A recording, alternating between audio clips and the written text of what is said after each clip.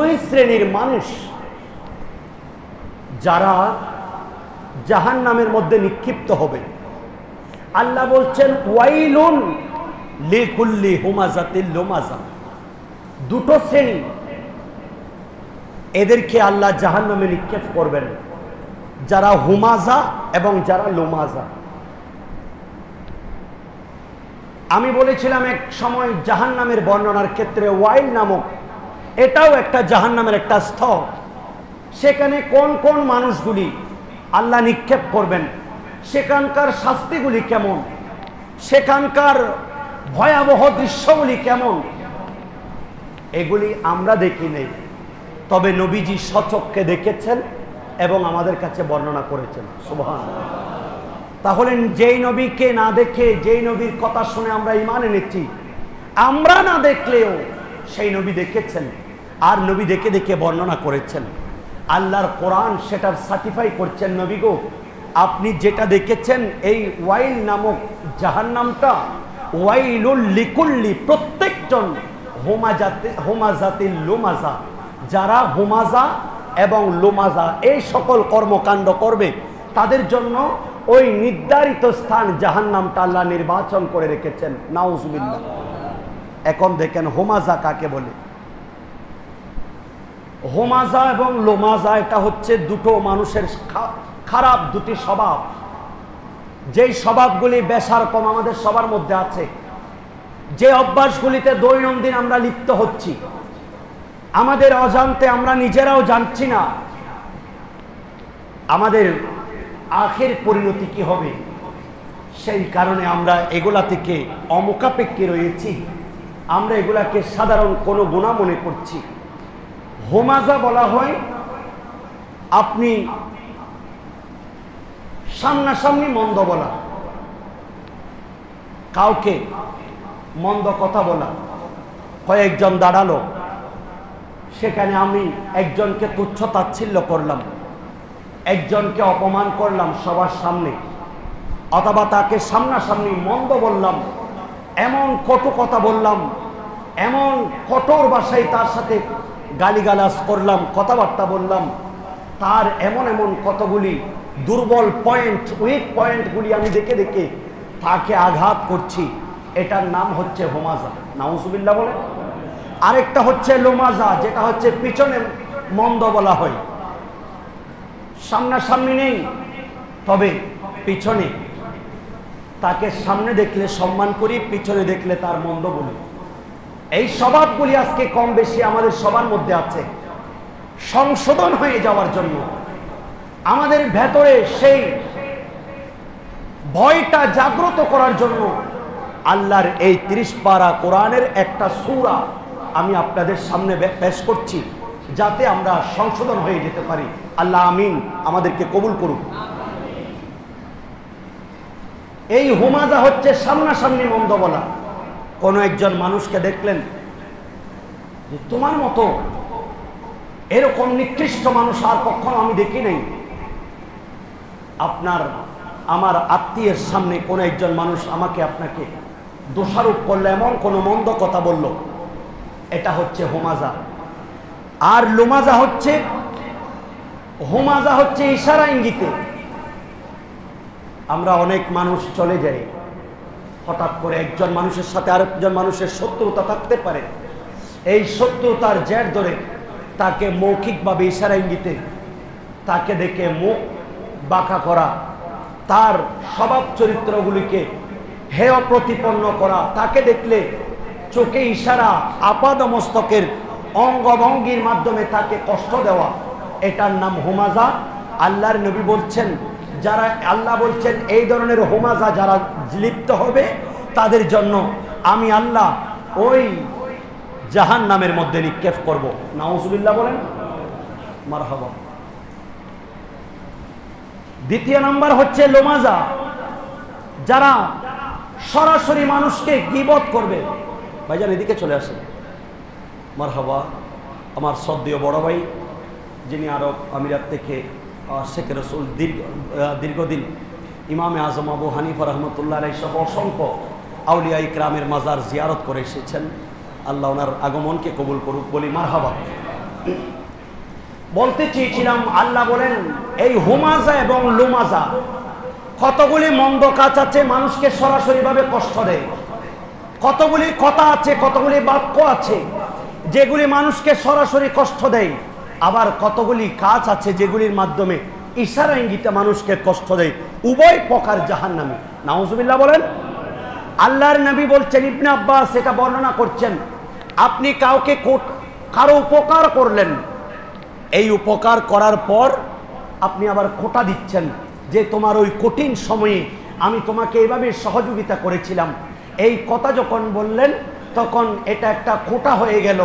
এই খোঁটা দানকারী এটা হচ্ছে হুমাজা, এদের জন্য জাহান্নাম। আর লুমাজা হচ্ছে গীবতকারী, আমার সামনে নেই বরং পিছনে, তার মধ্যে অভ্যাসটা থাক বা না থাক। আর রাসূল পাক সাল্লাল্লাহু আলাইহি সাল্লাম বলছেন তার মধ্যে থাকাটা হচ্ছে, এটাই হচ্ছে গীবত, পরনিন্দা। তখন আপনি তার অগোচরে তার যখন এই সকলের সমালোচনা করলেন, আল্লাহ বলেন তাদের জন্য আমি এই ওয়াইল নামক জাহান্নামটা নির্ধারণ করে রেখেছি। নাউজুবিল্লাহ বলেন। মুখের ভাষায় কষ্ট দেওয়া এটাকে বলা হয় হুমাজা, চোখের ভাষায় কষ্ট দেওয়া এটা হচ্ছে লুমাজা। এই দুটো অভ্যাস আমাদের মধ্যে যাদের থাকবে, আল্লাহ সরাসরি কোরআনে পাকে কাতঈ দলিলে কাতঈ দ্বারা, আল্লাহ সুস্পষ্ট দলিল দ্বারা বলছেন ওয়াইলুল লিকুল্লি হুমাজাতিল লুমাজা। এই সকল সরাসরি ভাবে যারা মন্দ কথা বলবে, আরেকজনকে কষ্ট দিবে, যারা পিছনে গীবত করবে, যারা চোখের ভাষায় কথা বলবে মানুষকে কষ্ট দিবে, যারা ইশারা ইঙ্গিতে কষ্ট দিবে, যারা গীবত করে কষ্ট দিবে, যারা সামনাসামনি কষ্ট দিবে, এই উভয় শ্রেণীর জন্য আল্লাহ রাব্বুল আলামিন তাদের জন্য ওয়াইল নামক দুজকটা রেখে দিয়েছেন। নাউজুবিল্লাহ বলেন। আর একটু বড় করে বলেন। আল্লাহর নবী রাহমাতুল লিল আলামিন আয়াতে কারিমা যখন নাযিল করছেন, আল্লাহর পক্ষ থেকে নাযিল হচ্ছে রাসূলুল্লাহর উপর। আল্লাহর নবী বর্ণনা করছেন, আল্লাহর নবী রাহমাতুল লিল আলামিনের জামানায় তিনজন দুষ্ট লোক ছিল। একজনের নাম আখনাস ইবনে শুরাইক, ওয়ালিদ ইবনে মুগীরা, উমাইয়া ইবনে খালাফ। এই তিনজন মানুষ বড় দুষ্ট লোক ছিল। এরা মুসলমানদেরকে সামনাসামনি এবং বাহ্যিকভাবে গীবত এবং সরাসরিভাবে মানুষকে সাথে খারাপ মন্দ আচরণ করত। ইসলাম যখন সবেমাত্র প্রতিষ্ঠিত হচ্ছে, আল্লাহর নবী রাহমাতুল লিল আলামিন যখন দ্বীনের দাওয়াত দিচ্ছে, আল্লাহর নবী রাহমাতুল লিল আলামিনের এই দ্বীনের বার্তা শুনে যারা ইসলাম কবুল করেছে তাদের সম্পর্কে বা যে মন্তব্য করছে, তাদেরকে সরাসরি মৌখিকভাবে ইশারা ইঙ্গিতে সরাসরি হাতের মাধ্যমে বিভিন্ন উপায়ে শাস্তি দিচ্ছে, তাদেরকে নিয়ে কটু কথা বলছে। এমন সময় আল্লাহ রাব্বুল আলামিন এই 30 পারা কোরআনের এই একটা সূরা আল্লাহ নাযিল করে দিলেন। আল্লাহ বলেন ওয়াইলুল লিকুল্লি হুমাজাতিল লুমাজা, যারা সামনাসামনি এবং বাহ্যিকভাবে মানুষকে কষ্ট দিবে, কথাবার্তার মাধ্যমে ইশারা ইঙ্গিতের মাধ্যমে, আল্লাহ রাব্বুল আলামিন তাদের জন্য ওয়াইল নামক দুজকটা নির্ধারণ করে রেখেছেন। নাউজুবিল্লাহ। এমন একটা জায়গা, চিন্তা করবেন কখনো আমি কিনা আপনি কিনা সেখানে পড়ে যাই কিনা। এই উমাইয়া ইবনে খালাফ তার দাসী ছিল, তার দাস ছিল হযরতে বেলালে হাবশী, দাসী ছিল হযরতে সুমাইয়া রাদিয়াল্লাহু তাআলা আনহা।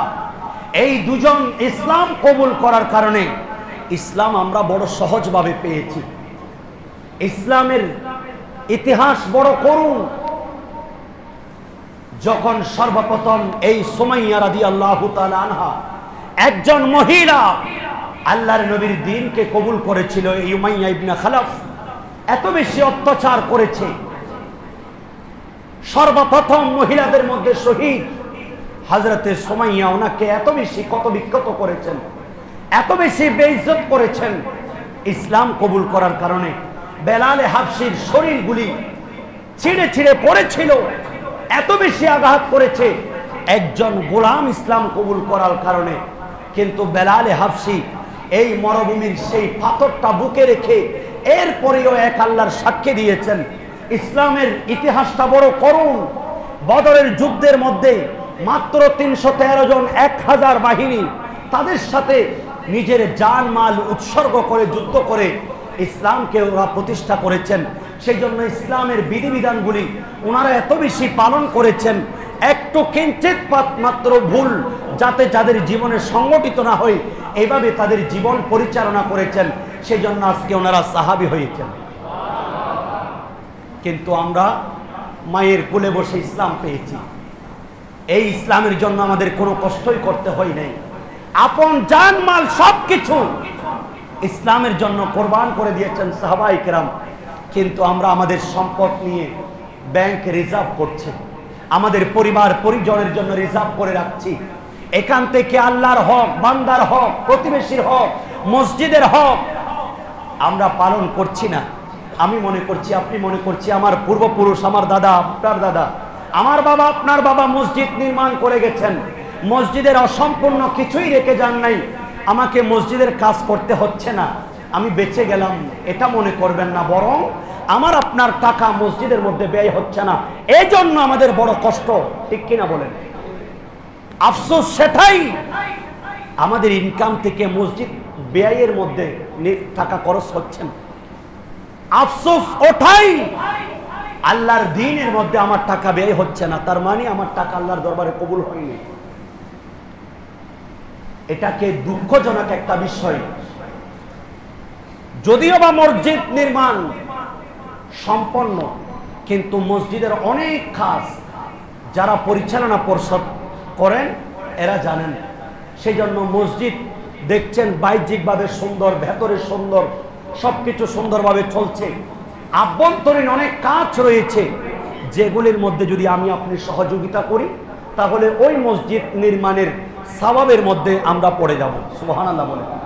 সেই জন্য মসজিদ নির্মাণে ভালো কাজে নিজের সম্পদ ব্যয় হওয়া এটা আল্লাহ কর্তৃক মকবুলকৃত।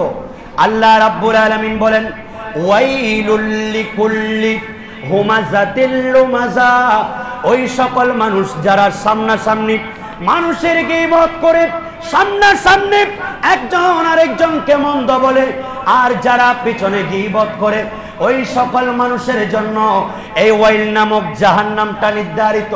সেই পূর্বদিন হতে সৃষ্টি যেদিন শুরু হয়েছে সেই দিন থেকে আল্লাহ রাব্বুল আলামিন উকিদু আলফা সানা, আল্লাহ 1000 বছর জাহান্নামকে জ্বালিয়েছেন।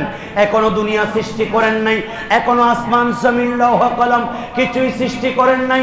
আল্লাহ রাব্বুল আলামিন যখন কোন বললেন, সে আল্লাহ রাব্বুল আলামিন সমস্ত কিছু সৃষ্টি করার মধ্যে এই জাহান্নামটাকেও সৃষ্টি করেছেন।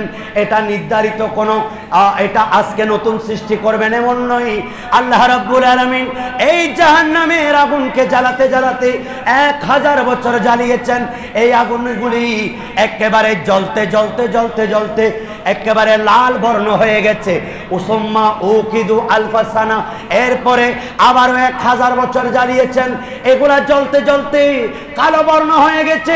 এইবার আবার আরো 1000 বছর জ্বালিয়েছেন, জ্বালাতে জ্বালাতে এই আগুনগুলি একেবারে আসওয়াদাত আহমারাত আবিয়াদাত, এভাবে একবার লাল হয়েছে, একবার সাদা হয়েছে, একবার কালো বর্ণ হয়েছে। এভাবে করতে করতে 1000 বছর জ্বালানো সেই জাহান্নামের আগুন, আল্লাহ রাব্বুল আলামিন বলেন এটা পূর্ব নির্ধারিত একটা জায়গা। এটা যদিও বা ফল পরবর্তীতে জাহান্নামীরা প্রবেশ করবে পরে, কিন্তু আল্লাহ রাব্বুল আলামিন কিয়ামত কায়েম হওয়া পর্যন্ত এই আগুনকে প্রজ্বলিত করে রেখেছে। নাউজুবিল্লাহ। একটা সাধারণ আগুন কিছুক্ষণ জ্বালালে সেখান থেকে এমন ভাবে অগ্নি স্ফুলিঙ্গ বের হয় যে আগুনের স্ফুলিঙ্গগুলি যেগুলার ধারে কাছে মানুষ যেতে পারে না। কিছুক্ষণ যখন আগুন জ্বলে, কিছুক্ষণ যখন কয়লাগুলি জ্বলে, কিছুক্ষণ যখন লোহা তামা এগুলি জ্বলে, এমন ভাবে লাল হয়ে যায়।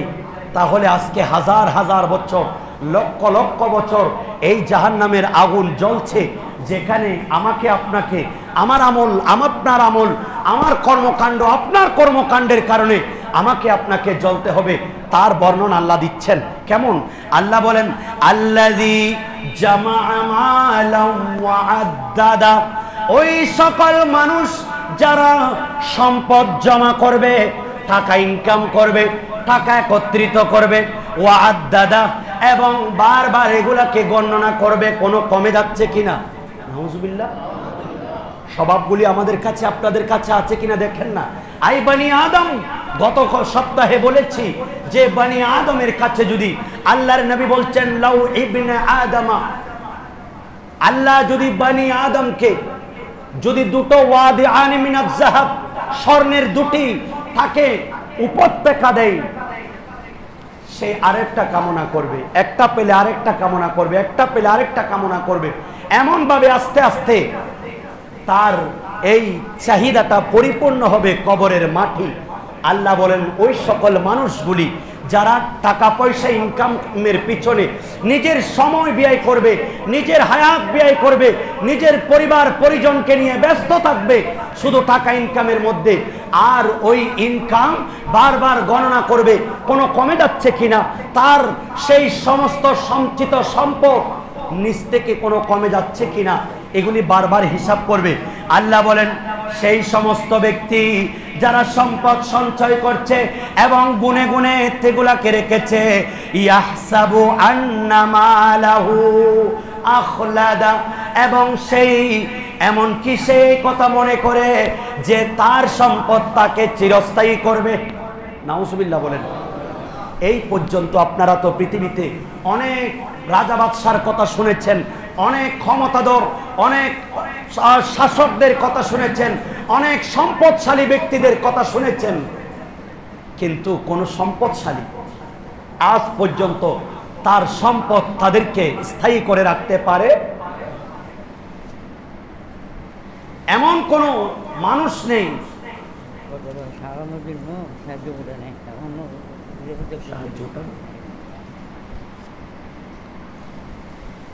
এমন কোন মানুষ নেই যারা আজকে আমাদের এই অভ্যাসগুলি নেই যে মানুষ সম্পদের মাধ্যমে নিজের অসুস্থতাকে পরিবর্তন করতে পেরেছে। কোটি টাকার মালিক হোক, কিন্তু এরপরে তার চিকিৎসা ব্যয়ে লক্ষ কোটি টাকা খরচ করেছে, এরপরেও বাঁচাতে পারলো না, তাহলে বোঝা গেল এই সম্পদ আপনাকে স্থায়ী করবে না। এমন কোন মানুষ নেই সম্পদের কারণে একটা দিন তার পরিবার তাকে নিজের সাথে রেখেছে, জান বের হয়েছে, বের হওয়ার দেরি, গোসল নিয়ে, দাফন নিয়ে, কাফন নিয়ে ব্যস্ত হয়ে পড়েছেন। একটা রাত গতকাল রাত্রে আমার বাবা আমার সাথে ছিল, আজকে একটা রাত আমরা ইন্তেকালের পরে রেখে দিই।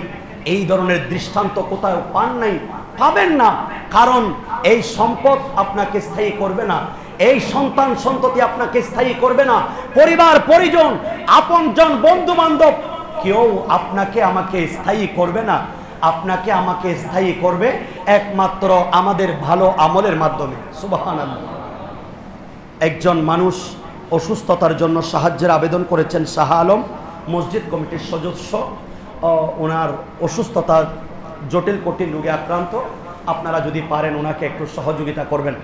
আল্লাহুম্মা সাল্লি আলা সাইয়্যিদিনা মাওলানা মুহাম্মদ ওয়া আলা আলিহি।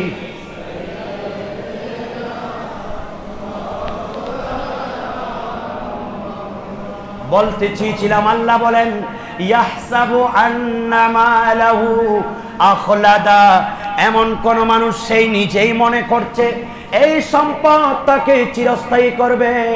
আল্লাহ বলেন বান্দা নয় নয়, সে তার সম্পদ কখনো তাকে চিরস্থায়ী করবে। সম্পদ জমা করা, এই সম্পদকে আল্লাহর রাস্তায় ব্যয় না করা, সম্পদ নিজের জন্য পরিবারের জন্য রেখে দেওয়া, এটা ইসলাম সমর্থন করে না। আমি বলছি আগে প্রথমে সম্পূর্ণ ইসলাম এমন একটা ধর্ম যেখানে আপনি কৃপণতাও করতে পারবেন না, আবার অতি খরচ করে অপচয়ও করা যাবে। মধ্যম পন্থা মিতব্যয়ী অবলম্বন করে আমাদেরকে সঞ্চয় রাখাটা ইসলাম জায়েজ দিয়েছেন। রাসূলুল্লাহ বলছেন, তোমরা তোমাদের পরিবার পরিজনকে অন্যের মুখাপেক্ষী করে, অভাবগ্রস্ত করে, ঋণগ্রস্ত করে তোমরা দুনিয়া থেকে যেও না, বরং তাদেরকে স্বাচ্ছন্দ্য রাখো, তাদের জন্য কিছু করো। সেজন্য ইসলাম একেবারে বখিলতা, কৃপণতা করে আল্লাহর রাস্তায় খরচ না করে শুধুমাত্র আমি সব কিছু জমা করে রাখলাম এটাও সাপোর্ট করে না। আরেকটা হচ্ছে আমি অপব্যয় করলাম, আমার যেখানে 1 টাকা খরচ হবে সেখানে আমি 10 টাকা খরচ করলাম।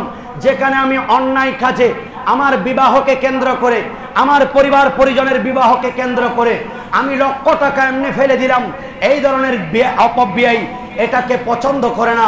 আল্লাহ বলেন, কুলু ওয়াশরাবু, তোমরা খাও এবং পান করো, ওয়ালা তুসরিফু, কিন্তু তোমরা কখনো অপব্যয় করো না।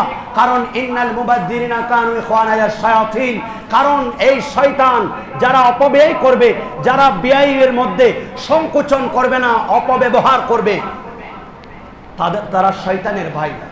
এটাকে ইসলাম সাপোর্ট করে না। আবার আরেকটা হচ্ছে কৃপণতা, বখিল। যারা বখিলতা করবে তারা মনে করছে সম্পদ সেই নিজেকে জমা করে রেখেছে, বরং এই বখিলতির সম্পদ তাকে কখনো চিরস্থায়ী করতে পারবে না। সেজন্য ইসলাম বলেছে তোমরা মধ্যম পন্থা অবলম্বন করে পরিবারের জন্য খরচ করবা, আবার এদিকে ইসলামের জন্য ব্যয় করবা, গরিব দুঃখীদের জন্য ব্যয় করবা, আল্লাহর ঘরের জন্য ব্যয় করবা, ভালো কাজে তোমাদের দাম থাকবে। আরেকটা হচ্ছে নিজের অপব্যয়কে তোমরা কখনো প্রশ্রয় দিবে না, বরং যেখানে 1 টাকা খরচ হয় সেখানে 1 টাকা খরচ করে মধ্যম পন্থায় বাকি টাকাগুলি তুমি পরিবার পরিজনের জন্য জমা রাখো। এটা ইসলাম সমর্থিত।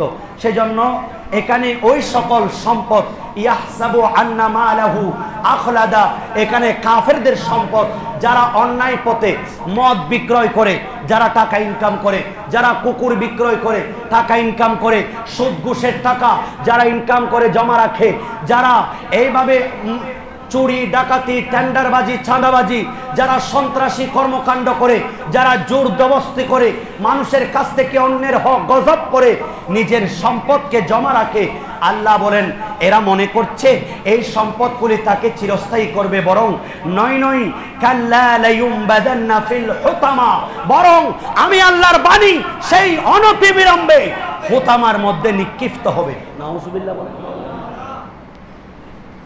সম্পদকে চিরস্থায়ী মনে করবেন না। রাসূলুল্লাহ বলছেন তোমরা যে নিজের মাল নিজের সম্পদ বলছো, এই সম্পদগুলিতে তোমার সম্পদ সেগুলি যেগুলি তুমি আল্লাহর রাস্তায় দান করেছো, যেগুলা তো খেয়েছে এগুলা চলে গেছে, যেগুলা পরিবার পরিজনকে নিয়ে তুমি পড়েছো পোশাক পরিচ্ছেদে এগুলা তো শেষ, বরং শুধুমাত্র জমা আছে যেগুলি আল্লাহর রাস্তায় তুমি 1 টাকা 2 টাকা করে ব্যয় করেছো। নবীজি বলছেন সেজন্য একজন মানুষ যখন কবরে যায় তখন ইয়াত্তাবিউ সালাস, আল্লাহর নবী বলছেন তাকে 3টি বিষয় অনুসরণ করে। একটা হচ্ছে তার আত্মীয় স্বজন, তার সম্পদ আসবাব পাত্র সবকিছু তার পিছনে পিছনে যায়। আরেকটা হচ্ছে আমল, আর ফায়াত্তাবিআনে 2টি তার বস্তু, তার ইনকামকৃত বস্তু, তার আপনজন চলে আসে, একটা মাত্র কবরে রেখে যায়, সেটা হচ্ছে তার সম্পদ, তার আত্মীয় স্বজন, তার পরিবার পরিজন আসবাবপত্র সব চলে আসবে, রিটার্ন করবে। শুধু একটা জিনিস তার সাথে কবরে থাকে, সেটা হচ্ছে আমল।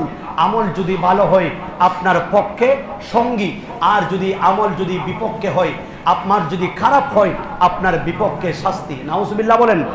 আল্লাহ বলেন ওয়ামা আদরাকা মাল হুতামা, ওহে কোরআন পাঠক দুনিয়াবাসী, এখানে রাসূল খেতাব নয়, রাসূলুল্লাহকে আল্লাহ বলছেন না যে আপনি তোমরা কি জানো এই হুতামাটা কি, কারণ এখানে রাসূলুল্লাহ সাল্লাল্লাহু আলাইহি সাল্লামকে আল্লাহ সম্বোধন করে বলেন নাই, কারণ আমার নবী মেরাজের রাত্রিতে জান্নাত জাহান্নাম সবকিছু দেখেছেন, উম্মতের সামনে বর্ণনা করেছেন। আর একটু বড় করে বলেন। আল্লাহ বলেন ওয়ামা আদরাকা মাল হুতামা, এ মানববাসী দুনিয়াবাসী এই কোরআন পাঠকারী তোমরা কি জানো হোতামা কি? তোমরা দুনিয়ার আগুন দেখেছো, সূর্যের তাপ দেখেছো, তোমরা ভয়াবহ আগুন দেখেছো, দুনিয়াবি আগুন দেখেছো, তোমরা গ্যাসের আগুন দেখেছো, তাপের আগুন দেখেছো, বিদ্যুতের আগুন দেখেছো, তোমরা বিভিন্ন ধরনের উপকরণের প্লাস্টিকের আগুন দেখেছো। এইভাবে দুনিয়াবি যে আগুনগুলি দেখেছো, এই আগুনের মতো তোমরা জাহান্নামের আগুনকে মনে করিও না, বরং এই জাহান্নামের আগুন হচ্ছে নারুল্লাহিল মুকাদা, এটা আল্লাহর আগুন, এটা প্রজ্বলিত। নাউজুবিল্লাহ। নারুল্লাহ বলেছেন, এটা আল্লাহর আগুন, এটা দুনিয়াবি কোনো লাকড়ির আগুন নয়, গ্যাসের আগুন নয়, কালো লাকড়ির আগুন নয়, গ্যাসের আগুন নয়, প্লাস্টিকের আগুন নয়, সূর্যের তাপ নয়, বিভিন্ন ধরনের দুনিয়াবি যে আগুনগুলি সৃষ্টি হয় এই আগুনগুলি মনে করিও না, বরং এটা নারুল্লাহ, এটা আল্লাহর আগুন, যেটা আল্লাহ দীর্ঘদিন পর্যন্ত প্রজ্বলিত রেখেছে। মুকাদা, এটা প্রজ্বলিত, এটা মুহূর্তের জন্য বন্ধ নয়, এটা জ্বলতেছে, এটা সৃষ্টির শুরু থেকে কিয়ামতের দিন পর্যন্ত জ্বলবে, আর এখানে বানি আদম নিক্ষিপ্ত হবে। নাউজুবিল্লাহ। আল্লাতী তাত্তালিউ আলাল আফইদা, যেটা তোমাদের কলবগুলিকে জ্বালিয়ে দিবে। সাধারণত মানুষ যারা আগুনে পুড়ে মারা যায়, এই মানুষগুলি কষ্ট পায় কতক্ষণ? যতক্ষণ পর্যন্ত তার প্রাণটা চলে যায়, রূহটা থাকে, কলবটা জিন্দা থাকে, জীবিত থাকে, পর্যন্ত চামড়া পুড়ে ক্ষয় হয়ে যায়। অনেক মানুষ হাড় রয়ে যায়, চামড়া পুড়ে যায়, এমত অবস্থায় তার রূহ চলে গেছে, তার শেষ, কষ্ট শেষ। অনেক মানুষ একেবারে হাড় পর্যন্ত কয়লা হয়ে যায়, এরপরে রূহ বের হয়, ততক্ষণ পর্যন্ত কষ্ট। কিন্তু আল্লাহ বলেন যে আজকে একে অপরের তোমরা সমালোচনা করছো, সরাসরি মানুষকে মন্দ বলছো, পিছনে গীবত করছো, আমি তোমাদেরকে যে হোতামায় নিক্ষেপ করব, সেখানে এমন এক আগুন, যে আগুনটা তোমাদের হৃদয়, তোমাদের রূহকেও জ্বালাবে। নাউজুবিল্লাহ বলে। আগুন যখন রূহতে লেগে যাবে, রূহ কখনো বের হবে না, এই রূহটা ভেতরে থাকবে, এভাবে এই মানুষকে জ্বালাবে, পুড়ে চারকার হয়ে যাবে, রূহ জ্বলবে না, কলব জ্বলবে না, অন্তর জ্বলবে না, এটাতেও আগুন লেগে যাবে। আল্লাহ বলেন আল্লাতী তাত্তালিউ, এটা লেগে যাবে আফইদা, তোমাদের কলব সমূহে, তোমাদের রূহ সমূহে। এই আগুন যখন লেগে যাবে, আগুন নিভবে না, তোমাদের শরীর ধ্বংস হয়ে যাবে, কিন্তু রূহ মরবে না, রূহ বের হবে না, আবারও জ্বলবে, আবারও অটোমেটিক তৈরি হয়ে যাবে, আবারও জ্বলবে, আবারও জ্বলবে। এভাবে সেই জায়গার মধ্যে আমি তোমাদেরকে নিক্ষেপ করব। নাউজুবিল্লাহ। আর একটু বড় করে বলেন। আল্লাহ বলেন ইন্নাহা আলাইহিম মুসাদা, শুধু তাই নয়, এমন একটা রুম। আমি বলেছিলাম আল্লাহর নবী একদিন সাহাবায়ে কেরামের সামনে দ্বীনের তালিম দিচ্ছেন, হঠাৎ করে একটা শব্দ, সাহাবীরাও শুনেছেন, নবীও শুনেছেন। আল্লাহর নবী জিজ্ঞেস করলেন, উম্মত তোমরা কি জানো এই আওয়াজটা কিসের? বললেন ইয়া রাসূলুল্লাহ, আল্লাহু ওয়া রাসূলুহু আলাম, আল্লাহ এবং তার রাসূল ভালো জানেন। আল্লাহর নবী বলেন আজ থেকে ৭০,০০০ বছর পূর্বে জাহান্নামের উপর থেকে একটা বিশাল পাথর আল্লাহ জমিনের মধ্যে জাহান্নামের নিচে নিক্ষেপ করেছেন। আজকে ৭০,০০০ বছর পর সেই পাহাড়টা, সেই পাথরটা জাহান্নামের উপর থেকে নিচে পড়েছে। নাউজুবিল্লাহ। তাহলে বুঝতেই পারেন সেই জাহান্নামটা কত গভীর। এই আল্লাহ লাসুরাদিকুন নার, এই জাহান্নামের দেওয়ালগুলি আরবাতু হারিফা, ৪০ ফুট, ৪০ মাইল দীর্ঘ এক একটা দেওয়াল। এই বিশাল রুমে আল্লাহ বলছেন ইন্নাহা আলাইহিম মুসাদা, আমি দরজা বন্ধ করে দেব, চতুর্দিকে বন্ধ। এমনকি তোমরা বাতাস খাওয়ার জন্য যে ভেন্টিলেটর দাও, সেই জাহান্নামে কোনো ভেন্টিলেটর থাকবে না, সেখানে কিঞ্চিত পরিমাণ ছিদ্র পর্যন্ত আমি বন্ধ করে দেব। আমি আল্লাহ রাব্বুল আলামিন সেই জাহান্নামের মধ্যে তাদেরকে নিক্ষেপ করব যারা সামনে এবং পিছনে গীবত করবে, যারা একজন আরেকজনকে ওয়াইলুল লিকুল্লি হুমাজাতিল লুমাজা, হুমাজা বলা হয় যারা সামনাসামনি মানুষকে কষ্ট দেয়, মানুষকে মন্দ কথা বলে, মানুষকে কটু কথা বলে, গীবত করে, মানুষের সামনে মানুষকে লজ্জা দেয় আর খোঁটা দেয়। আর যারা পিছনে গীবত করে, পরনিন্দা করে, পরদোষ চর্চা করে, আরেকজনের দোষ ত্রুটি বর্ণনা করে, এদের জন্য আল্লাহ এই জায়গাটা নির্ধারণ করে রেখেছেন। নাউজুবিল্লাহ বলেন। আল্লাহ বলেন ফি আমাদিম মুমাদ্দাদা, শুধু তাই নয়, এমন একটা জাহান্নাম হুতামা, যেখানে এত গভীর একটা রুম, এই রুমের চতুর্পাশে আমি আল্লাহ দরজা বন্ধ করে দেব, ভেন্টিলেটর দিব না। শুধু নাই নয়, আমি বড় বড় স্তম্ভ রেখেছি, এই স্তম্ভের মধ্যে আমি তোমাদেরকে শিকল দিয়ে বেঁধে রাখবো। তাহলে বুঝতেই পারছেন বাবারা, আজকে যে আমরা এই সামান্য এটাকে দুশ্মনী করছি না, একজন আরেকজনের গীবত করাকে সহজ ভাষায় মনে করছি। রাসূল বলছেন, তোমরা যদি এক ভাই আর এক ভাইয়ের মৃতভক্ষণ গুস্তভক্ষণ করাকে পছন্দ করো, আইয়ুহিব্বা লাহমা আখিহি, তোমরা কি এক ভাই আর এক ভাইয়ের গোস্ত, মরা ভাইয়ের মৃত ভাইয়ের গুস্তভক্ষণ করাকে পছন্দ করো? নবী বলছেন গীবত হচ্ছে সেটাই, যেটা তোমরা মৃত ভাইয়ের গোস্তকে খাওয়াকে যেরকম অপছন্দ করো, তার চেয়েও মারাত্মক এই গীবত। আজকে আমরা না জানার কারণে একটা সূরা, পুরা সূরা এই গীবতকারীদের শাস্তি সম্পর্কিত আল্লাহ বর্ণনা করেছেন। আল্লাহ আমাদেরকে বুঝার তৌফিক দান করুক, আমিন। সাহাবায়ে কেরাম যখন আল্লাহর নবীর তাজিম করতেন, এই সকল আবু জেহেল, আখনাস ইবনে উমাইয়া ইবনে খালাফ, এরা যখন আল্লাহর নবীর শানে বিয়াদবি করছে, আল্লাহ এই আয়াতটা নাজিল করছে যে রাসূলুল্লাহকে তোমরা সামনাসামনি কষ্ট দিচ্ছ, প্রিয় নবী সাল্লাল্লাহু আলাইহি সাল্লাম আর সাহাবায়ে কেরামের সম্পর্কে তোমরা গীবত করছো, অপবাদ দিচ্ছ, তাদের জন্য এই জায়গাটা আমি নির্ধারণ করে রেখেছি। এই আয়াত দ্বারা, এই সূরা দ্বারা বোঝা যায়, যারা কিয়ামত পর্যন্ত রাসূলুল্লাহর সাহাবায়ে কেরামের, আউলিয়ায়ে কেরামের বিরোধিতা করবে, তাদের সম্পর্কে কটু কথা বলবে, কথায়, কাজে, কর্মে, লিখনিতে, বক্তব্যে, আচার আচরণে, ইশারা ইঙ্গিতে আল্লাহ রাসূল, সাহাবায়ে কেরাম এবং আউলিয়ায়ে কেরাম, মুমিনিন মুমিনাতকে কষ্ট দিবে, তাদেরকে তারা বরং ওই জাহান্নামটার হকদার হয়ে যাবে। আর যারা আল্লাহ রাসূল, সাহাবায়ে কেরামের প্রশংসা করবে, আল্লাহ যেখানে খুশি, আউলিয়ায়ে কেরাম এর সানাখানি এবং রাসূলুল্লাহর এই তারিফের মধ্যে আল্লাহও খুশি, এগুলাকে ইবাদত হিসাবে আল্লাহ গণ্য করবেন। আল্লাহ কবুল করুক, আমিন। এভাবে আরো অনেক বর্ণনা আছে, ইনশাআল্লাহ সময়ের পরিত্রাণে আমি আজকে এতটুকু পর্যন্ত রাখলাম। আল্লাহ আমাদেরকে বুঝার তৌফিক দান করুক, আমিন।